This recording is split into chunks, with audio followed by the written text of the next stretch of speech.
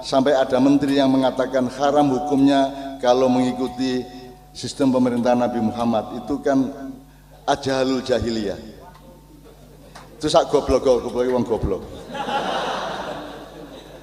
Kapan Kanjeng Nabi duwe sistem pemerintahan itu kapan? Kon macamu iku apa, Rinyo tak tatapno cagak ndasmu kene.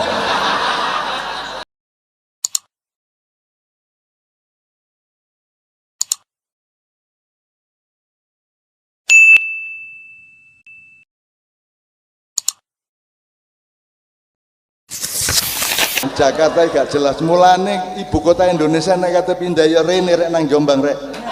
Nang Jombang Karena ini bukan soal uang, ini bukan soal politik, tapi soal infrastruktur jiwa, ilmu dan rohaninya manusianya untuk jadi ibu kota. Untuk apa ibu kota itu? Ibu kota keuangan. Jakarta biarkan jadi ibu kota keuangan, tapi Jakarta bukanlah ibu kota ilmu, Jakarta bukan ibu kota akhlak, gitu.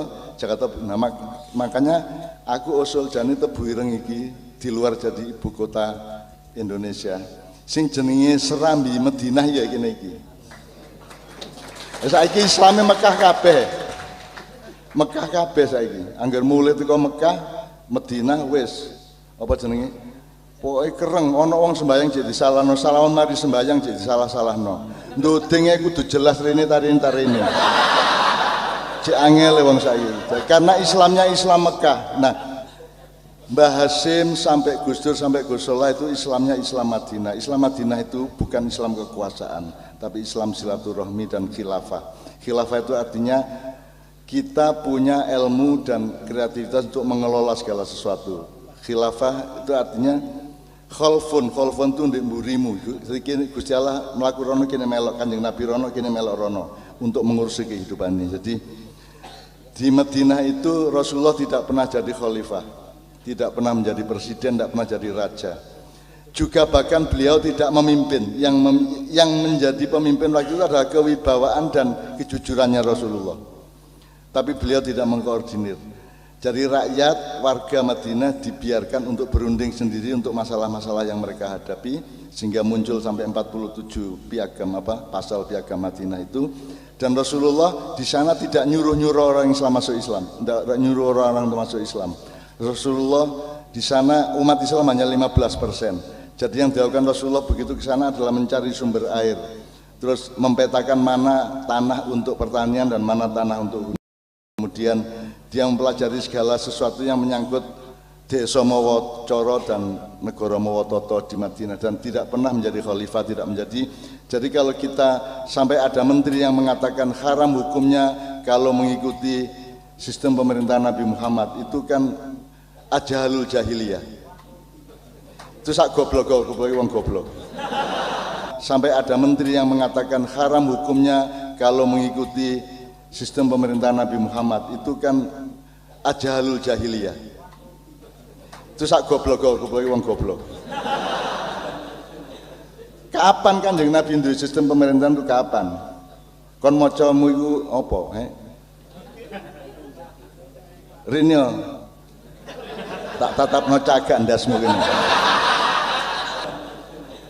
Kapan Kanjeng Nabi duwe sistem pemerintahan itu kapan? Kon macamu iku apa, Rinyo tak tatapno cagak ndasmu kene. Kapan Kanjeng Nabi dadi pemerintah lho, kapan? Gak tahu ono sistem pemerintahan. Yang ada adalah punokawan dan ponokawan.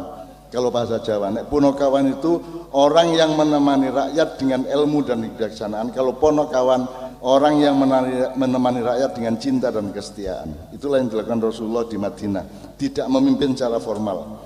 Nah, mulai Islam dadi blunder itu ketika ada Khulafaur Rasyidin, Abu Bakar, As-Siddiq, Umar bin Khattab, kemudian Utsman bin Affan, kemudian Ali bin Abi Thalib, kemudian al-khulafa ghairu rasyidin ba'da ya. Sing rasyidin papat liyane gak rasyidin kabeh. Dan berkembang Islam kemana-mana ini oleh yang ghairu rasyidin ini.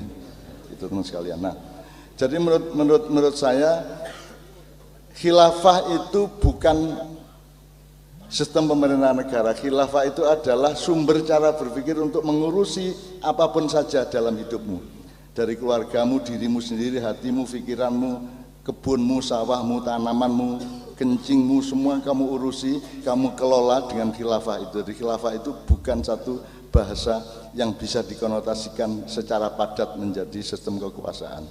Tetapi wis kadung Abu Bakar dari khalifah, wong Syiah nek tak kandhani kuwi yen sing salah Abu Bakar iku ben lapo dadi khalifah bareng Kanjeng Nabi gak tau dadi khalifah. Seneng atine ya. Gitu cak, iya. Sing luwih salah meneh Ali ngono. Lho apa? Lah Ali kok gelem-geleme nerusno lho. Nek aku dadi Ali, aku ngelompokno kabeh tak maiyahno kabeh. Tak kelompokno rek, wis aku gak usah dadi khalifah gak patheken rek. Tapi ayo diatur bareng gawe perjanjian bareng ya apa enake terus iki. Mari matine Sayyidina Utsman, wis mari ngono dimane kon mateni aku utawa aku mateni kon, ya saiki ayo rembug bareng-bareng ya apa. Nah, itu yang dilakukan Rasulullah bukanlah khilafah dalam arti padat kekuasaan, tetapi adalah kebijaksanaan untuk mengelola tata kehidupan di lingkungan Madinah pada waktu itu. Makanya saya membayangkan sebenarnya saiki wis ana serambi Mekah. Ini nek prasaku ya semua pesantren Tebu Ireng harus menjadi serambi Madinah. Jadi urusannya gak apa jenenge tauhid dan akhlak, urusannya itu adalah silaturahmi, urusan pluralisme, urusan bertani, urusan berdagang dengan baik. Itu Madaniyah namanya. Ada yang mengatakan, Pak, kenapa Bapak mengatakan tidak ada ajaran bernegara di dalam Islam? Bukanlah kalau Islam itu harus mengikuti sunnah, Quran dan sunnah. Sedangkan sunnah itu artinya antara lain apa yang dilakukan oleh Nabi. Oke, itu artinya ya. Bukankah Nabi juga mendirikan negara? Kenapa tidak? Kenapa bilang tidak ada sistem bernegara? Memang tidak ada, karena kita dilarang oleh agama kita mendirikan negara seperti yang didirikan Nabi. Kaget? Dilarang. Karena negara yang didirikan Nabi itu teokrasi, di mana Nabi itu mempunyai 3 kekuasaan sekaligus. Legislatif, kalau ada masalah hukum baru, minta ke Nabi. Kalau di Al-Quran tidak ada, tanya ke Nabi. Nabi membuat hukumnya. Kalau sekarang siapa yang mau jadi Nabi? Ya, ada hukum IT, Information Technology. Tanya ke sekarang siapa yang itu? Harus DPR karena tidak ada Nabi. Oleh sebab itu negara seperti Nabi itu tidak boleh. Lembaga legislatifnya itu di dalam negara Nabi adalah Nabi sendiri. Lembaga eksekutifnya Nabi juga. Nabi kan ya lembaga eksekutif yang melaksanakan pemerintahan sehari-hari Nabi. Lembaga yudikatifnya Nabi. Kalau ada orang berperkara datang ke Nabi. Sekarang tidak bisa ada negara seperti Nabi itu. Haram kalau kita saya mendirikan negara seperti Nabi. Siapa nabinya? Tidak ada. Nah, oleh sebab itu pilihan bentuk negara dan sistem pemerintahan, sistem khilafah itu, saudara, yang beragam sekarang dipilih oleh Malaysia dan Indonesia itu sama benarnya. Sama-sama tidak bertentangan dengan syar'i. Kita hanya ingin melaksanakan nilai-nilai Islam dalam kehidupan bersama.